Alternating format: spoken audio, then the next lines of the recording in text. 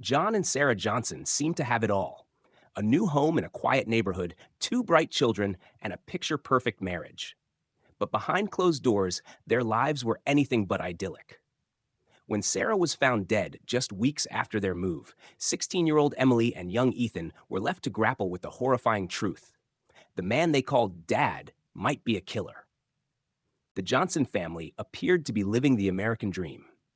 John Johnson, a successful real estate agent with an easy charm and a knack for closing deals, had just moved his family into a new house.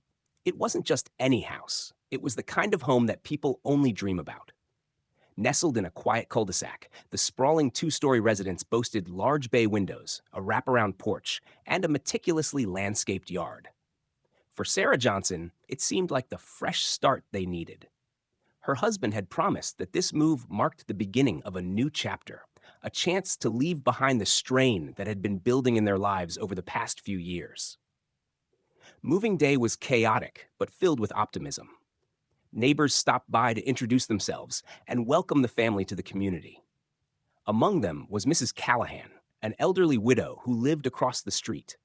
She carried over a plate of cookies and chatted warmly with Sarah, remarking on how lovely her children were. 16-year-old Emily had an air of quiet confidence, her sharp features softened by a shy smile. Ethan, still in the innocence of his childhood years, eagerly explored the new backyard, imagining adventures that only children could conjure. Mrs. Callahan's warm demeanor gave Sarah a brief moment of comfort, though it was fleeting. Despite the idyllic setting, subtle tensions undercut the picture-perfect scene. Sarah's smiles didn't quite reach her eyes, and her movements seemed cautious, as though she were navigating an invisible minefield.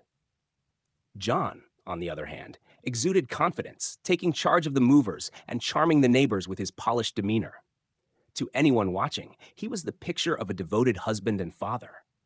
Only Sarah knew the truth: the subtle tightness in his jaw when things didn't go his way, the sharp edge to his voice behind closed doors, and the lingering resentment that had grown between them over the years.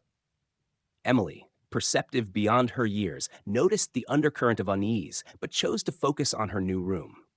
She spent the afternoon arranging her belongings, placing posters on the walls, and filling shelves with books. To her, the new house was a chance to reinvent herself, to escape the whispers of tension that had often filled their old home. Ethan, oblivious to the complexities of adult relationships, reveled in the excitement of a new space, his laughter echoing through the empty halls as he explored. As night fell, the house took on a different atmosphere. The quiet seemed heavier, the shadows in the corners deeper. Sarah found herself standing in the kitchen, staring out at the darkened backyard, her reflection faintly visible in the glass. She couldn't shake the feeling that this house, as beautiful as it was, might not be the sanctuary she had hoped for. Behind her, John's presence loomed as he walked into the room, placing a hand on her shoulder. The gesture appeared affectionate, but Sarah felt a chill run down her spine. For a moment, she considered confiding in him, sharing the fears that gnawed at her, but the weight of years of mistrust held her back. Upstairs, Emily stared out her bedroom window, her thoughts swirling with the possibilities of a new school, new friends, and a new life. But deep down, she couldn't ignore the nagging feeling that something about this move wasn't right. Ethan, by contrast, fell asleep quickly, clutching a stuffed animal and dreaming of the adventures tomorrow would bring. As the house settled into silence, Sarah lay awake, staring at the ceiling. She tried to convince herself that the move was the right decision, that the whispers of doubt in her mind were nothing more than the stress of change. But a part of her couldn't ignore the unease that seemed to cling to her, a feeling she couldn't quite name. If only she had trusted that instinct, perhaps the events that followed might have been different. The first weeks in the new home passed without incident, the Johnson family slipping into routines that seemed normal from the outside. John was often out of the house, his work as a real estate agent demanding long hours and constant networking. He explained the late nights as a necessity, promising that the sacrifice was for the family's future. Sarah, ever the dutiful wife, didn't question him aloud, though she found herself spending more evenings alone in the kitchen, stirring pots of soup and helping Ethan with his homework, while Emily remained secluded in her room. For the neighbors, the Johnsons appeared to be adjusting well to their new life. John waved cheerfully to Mrs. Callahan and exchanged pleasantries with others on the block. Sarah's smile was polite, though subdued, and her conversations rarely went beyond surface-level pleasantries. Emily and Ethan were well behaved, their laughter occasionally echoing from the yard or through the open windows of their rooms. Yet beneath the surface, the cracks in their seemingly perfect lives were widening. The tension in the house was palpable, even if it was unspoken. Sarah and John's interactions were clipped, their exchanges reduced to practical matters about the children or the house.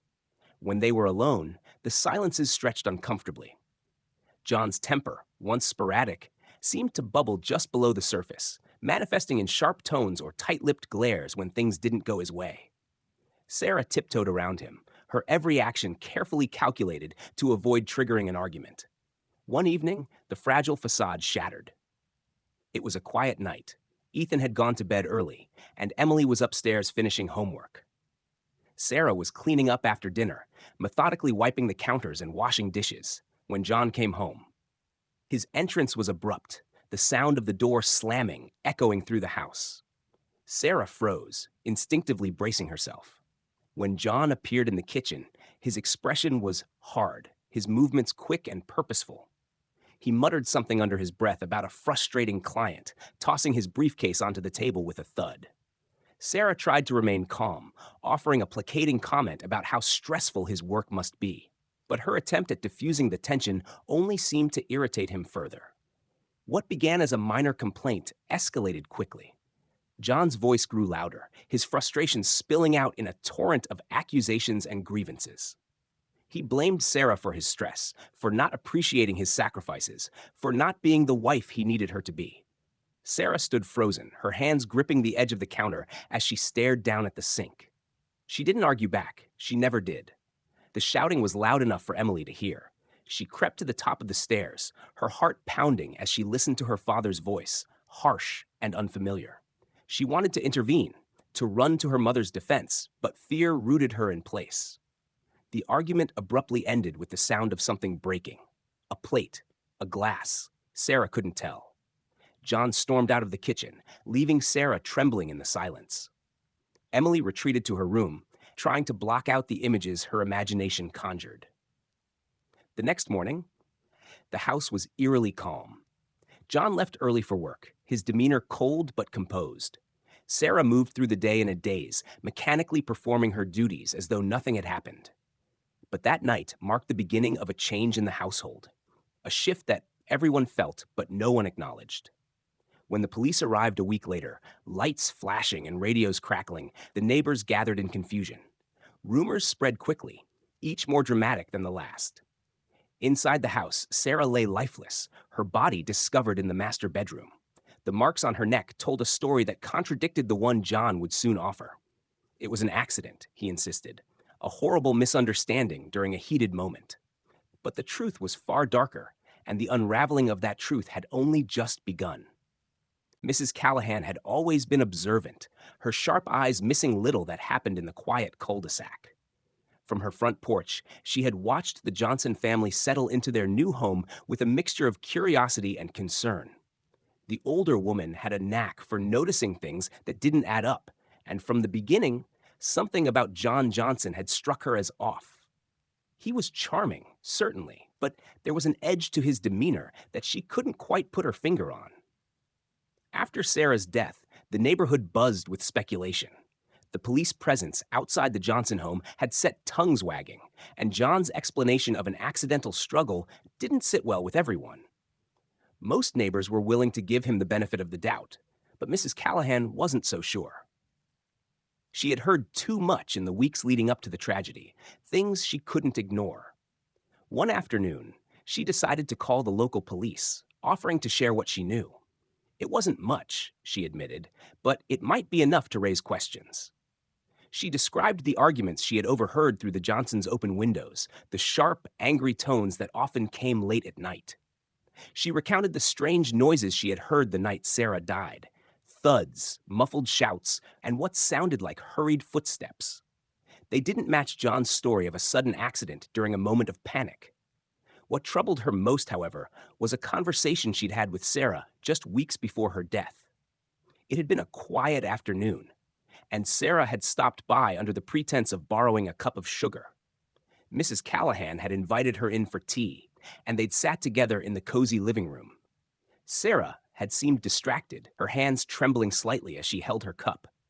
"If something ever happens to me," Sarah had said suddenly, her voice barely above a whisper, "it won't be an accident." Mrs. Callahan had been taken aback, unsure how to respond. She'd pressed Sarah gently, but the younger woman had waved it off, claiming she was just being dramatic. Now, those words haunted her. They felt like a warning, a desperate plea for someone to take notice before it was too late. The police listened carefully to Mrs. Callahan's account. Her testimony, combined with the inconsistencies in John's story, prompted them to dig deeper into the case. They began re-examining the evidence, scrutinizing every detail from the scene of Sarah's death. Meanwhile, Emily found herself struggling with a growing sense of unease. She couldn't shake the feeling that her father's grief was hollow, a performance carefully crafted to deflect suspicion. She thought about the nights she had heard him arguing with her mother, the tension that had hung heavy in the house. One day, while searching for a notebook in her mother's desk, Emily stumbled upon something unexpected. A journal. The worn leather cover was unassuming, but as she flipped through the pages, her breath caught. Inside were entries detailing years of fear, frustration, and escalating tension in her parents' marriage. One passage stood out. "John is not the man I married. His anger is unpredictable, his moods terrifying. I can't confide in anyone. I'm too ashamed. But if anything ever happens to me, I need someone to know that it wasn't an accident." Emily took the journal to the police, her hands trembling as she handed it over. The entries painted a chilling picture of a woman trapped in a cycle of fear, her cries for help hidden in plain sight. Combined with Mrs. Callahan's testimony and the forensic inconsistencies in John's account, the case began to shift. The authorities now had reason to believe that Sarah's death was no accident. What had once seemed like a tragic domestic mishap was beginning to look like something far more sinister. And as the investigation continued, the carefully constructed image of John Johnson as a grieving husband began to crumble. As the investigation into Sarah Johnson's death deepened, cracks in John Johnson's story became increasingly evident. The forensic analysis of the scene had initially seemed inconclusive, but under closer scrutiny, troubling details emerged. The marks on Sarah's neck didn't align with John's account of a brief, panicked attempt to catch her during a fall. Instead, they indicated sustained pressure, evidence of intentional strangulation. The inconsistencies didn't stop there. Detectives reviewed John's phone records and found another anomaly. On the night of Sarah's death, his phone had pinged off a cell tower far from their home during the hours he claimed to have been there arguing with her. This revelation directly contradicted his timeline, raising further doubts about his version of events. At the same time, the journal Emily had discovered in her mother's desk provided a harrowing glimpse into the life Sarah had endured. Each entry painted a picture of a woman living in fear, documenting years of escalating tension and abuse. Sarah had written about John's unpredictable temper, his manipulative behavior, and her growing concern for her safety. The journal became a key piece of evidence, a voice from beyond the grave that challenged John's narrative of an accidental tragedy. Detectives also began speaking with people who knew the Johnsons. Coworkers, neighbors, and even extended family described John as charismatic but controlling. Sarah's close friends, though few, revealed that she had confided in them about her marital struggles. One friend, in particular, recalled a chilling conversation where Sarah admitted she had considered leaving John, but feared his reaction. "He's not the kind of man who would let me go easily," Sarah had said. Meanwhile, John's behavior became increasingly erratic. At first, he maintained the image of a grieving widower, attending community events and speaking warmly of Sarah to anyone who would listen. But as the investigation progressed and the pressure mounted, his demeanor shifted. He became combative during police interviews, deflecting questions and accusing investigators of unfairly targeting him. He also began withdrawing from public life, avoiding neighbors and keeping to himself. The turning point came when the police executed a search warrant for the Johnsons' home. Investigators focused their attention on the basement, a space John had recently renovated. Beneath the fresh layers of flooring, they discovered bloodstains that had been carefully concealed. Forensic testing confirmed that the blood belonged to Sarah. The discovery was damning, providing physical evidence that contradicted John's claim that her death occurred solely in the bedroom. Adding to the growing pile of evidence was John's financial history. Detectives uncovered a large life insurance policy he had taken out on Sarah just months before her death. The timing was suspicious, especially given the policy's substantial payout. It painted a picture of premeditation, suggesting that John had not only planned Sarah's death, but stood to gain significantly from it. The weight of the evidence was overwhelming. Sarah's journal, the forensic findings, the cell phone records, and the hidden bloodstains all pointed to one conclusion. Her death had not been an accident, but a calculated act of violence. By now, the once idyllic image of John Johnson as a loving husband and father had completely unraveled. The community, once willing to believe his claims of innocence, now viewed him with suspicion and disgust.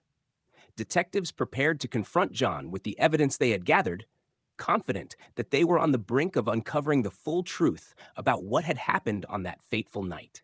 As the case built momentum, it became clear that John's carefully constructed life was crumbling. Each new revelation brought the Johnson family closer to justice for Sarah, but it also exposed the darkness that had been hiding in plain sight all along.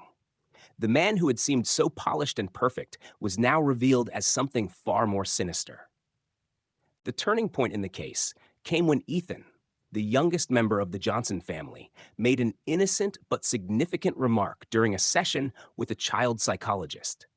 He had been struggling to process his mother's death, and the therapist gently encouraged him to talk about his memories of that night. Ethan hesitated before describing a scene that had haunted him. He had seen his father carrying something heavy down to the basement late at night, bundled in what appeared to be a blanket. He didn't know what it was, but he remembered that his father had returned alone, without the bundle. This revelation sent a shockwave through the investigation. It prompted detectives to revisit the already damning evidence they had uncovered in the basement, where Sarah's bloodstains had been found beneath the newly installed flooring. Ethan's account added another layer of suspicion, suggesting that John had not only killed Sarah, but had also attempted to cover up his crime by staging the scene upstairs. The police brought John in for further questioning, presenting him with the mounting evidence against him. His calm and calculated demeanor began to crumble under the weight of their accusations. Initially, he maintained his story, insisting that Sarah's death had been a tragic accident. But as detectives methodically laid out the forensic findings, the inconsistencies in his timeline, the life insurance policy, and now Ethan's statement, his facade began to falter. John's temper, long hidden beneath a polished exterior, flared during the interrogation. He lashed out at the detectives, accusing them of framing him and twisting the facts.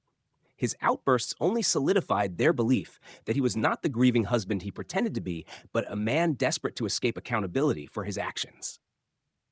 The trial that followed captivated the community, drawing widespread attention to the case. Prosecutors painted a chilling portrait of John Johnson as a man who had grown resentful of his wife, viewing her as an obstacle to his ambitions. They argued that he had planned Sarah's murder, knowing that her death would not only free him from their strained marriage, but also provide him with a substantial financial windfall from the life insurance policy. The defense attempted to discredit the prosecution's evidence, suggesting that Sarah's death was indeed an accident, and that John's actions after her death were the result of panic, not guilt. They pointed to his initial cooperation with the investigation as a sign of his innocence. But the jury was unconvinced. The sheer weight of the evidence, from Sarah's journal to the forensic findings and Ethan's testimony, was impossible to ignore. After weeks of testimony and deliberation, the jury returned a verdict of guilty for second-degree murder. John was sentenced to life in prison with no chance of parole for at least 25 years. As the judge read the sentence, John's expression remained stoic, but those who knew him recognized the simmering anger just beneath the surface. For Emily and Ethan, the trial's conclusion brought a bittersweet sense of closure. Their father's actions had torn their family apart, but justice for their mother offered a glimmer of solace. Mrs. Callahan, who had become a steady presence in their lives, continued to support them as they began to rebuild. The once beautiful Johnson home, where so much had happened, was put up for sale. Few in the neighborhood wanted to speak of it, the memories too painful to revisit. It stood as a silent reminder of the darkness that can lurk behind the most perfect facades. The story of Sarah Johnson's life and death spread far beyond the small community, a cautionary tale of hidden abuse and the importance of speaking out. While her family would never fully recover from the tragedy, her voice, preserved in her journal, ensured that her story would not be forgotten.